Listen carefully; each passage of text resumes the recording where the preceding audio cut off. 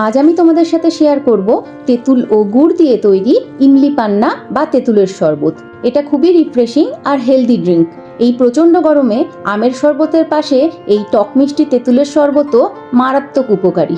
গরমে লু থেকে রেহাই পেতে এই তেঁতুলের শরবতের জুড়ি মেলা ভার। আর এই শরবতের এত হেলথ বেনিফিটস আছে যে ডক্টর আর ডায়েটিশিয়ানরাও এই তেঁতুলের জুস খাওয়ার জন্য সাজেস্ট করে থাকেন। এই তেঁতুলের শরবত বানানোর জন্য আমি এখানে 100 গ্রাম বীজ সমেত পাকা তেঁতুল নিয়েছি, আর নিয়েছি 200 গ্রাম গুড়। বড় গুড়ের চাকা থেকে এরকম ছোট ছোট টুকরো করে নিয়েছি, এতে তাড়াতাড়ি গুড়গুলো গলে যাবে। তেঁতুলের মধ্যে যেহেতু অনেকটা পরিমাণ মিষ্টি যোগ করতে হয়, তাই চিনির পরিবর্তে গুড় ব্যবহার করলে সেটা অনেক বেশি স্বাস্থ্যসম্মত হয়।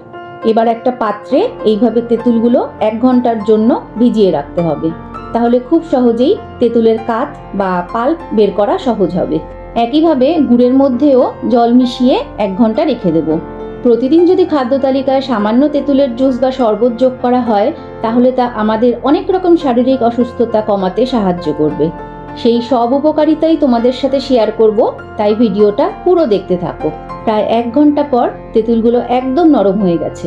এবার এইভাবে চটকে চটকে তেঁতুলের পাল্পটা বার করে নিতে হবে, আর তেঁতুলের ছিবড়ে আর বীজগুলোকেও ফেলে দিতে হবে। তারপর একটা ছাঁকনির সাহায্যে এইভাবে তেঁতুলটা ছেঁকে নিতে হবে। এইভাবে ছেঁকে নিলে তেঁতুলের পাল্পের মধ্যে আর কোনো আঁশ থাকবে না, আর তাতে শরবতটাও খেতে খুবই ভালো লাগবে, মানে মুখের মধ্যে কোনো আঁশ মতো লাগবে না। এই তেঁতুলের শরবত এতটাই হেলদি যে সপ্তাহে 2 থেকে 3 দিন নির্দ্বিধায় পান করা যায়। এবার তেঁতুলের পাল্পের মধ্যে ভিজিয়ে রাখা গুড়ের জলটা ঢেলে দেব, তারপর আরও 2 বাটি প্লেন জল মিশিয়ে দেব। এখানে জলের সেরকম কোনো মাপঝোপ নেই, যদি কেউ বেশি টক পছন্দ করে তাহলে কম জল মেশাবে, আর ঘনত্ব বুঝেও জল মেশাতে হবে। তবে এই শরবত একদম পাতলা জলের মতোই বেশ ভালো লাগে। এবার সব ভালো করে মিশিয়ে নিয়ে 2 চামচ বিট নুন মিশিয়ে দেব। এইভাবে নুন মিশিয়ে নিয়ে তারপর একটা গোটা গন্ধলেবুকে টুকরো টুকরো করে কেটে নিয়ে এই তেঁতুলের জলের মধ্যে লেবুর রসটা চিপে চিপে দিতে হবে। বলে বোঝাতে পারছি না, তেঁতুল, গুড় আর লেবুর এত সুন্দর একটা গন্ধ বেরোচ্ছে। এবার 1 বাটি বরফ কুচি মিশিয়ে নিলেই চটপাটা ঠান্ডা ঠান্ডা তেঁতুল পান্না তৈরি। এবার একটা গ্লাসে ঠান্ডা ঠান্ডা শরবত সার্ভ করে নাও বা বোতলে ভরে ফ্রিজে রেখে দাও। এই তেঁতুলের শরবতের গুণাগুণ শুনলে অবাক হয়ে যাবে। এটা খেতে যেমন টেস্টি, তেমনি এই তেঁতুলের জুস ডাইজেশনে হেল্প করে, ইমিউনিটি সিস্টেমকে স্ট্রং করে, ওয়েট লস করতে সাহায্য করে, মেটাবলিজম বুস্ট করে। আবার তেঁতুলে ফাইবারের পরিমাণ বেশি থাকার জন্য কনস্টিপেশন বা কোষ্ঠকাঠিন্যের সমস্যা থেকেও মুক্তি পাওয়া যায়।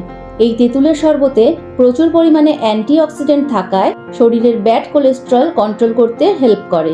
তাহলে সর্বগুণে সম্পন্ন এই তেঁতুলের শরবতের রেসিপি আর গুণাগুণ সম্বন্ধীয় তথ্য তোমাদের কেমন লাগলো কমেন্টের মাধ্যমে জানিও।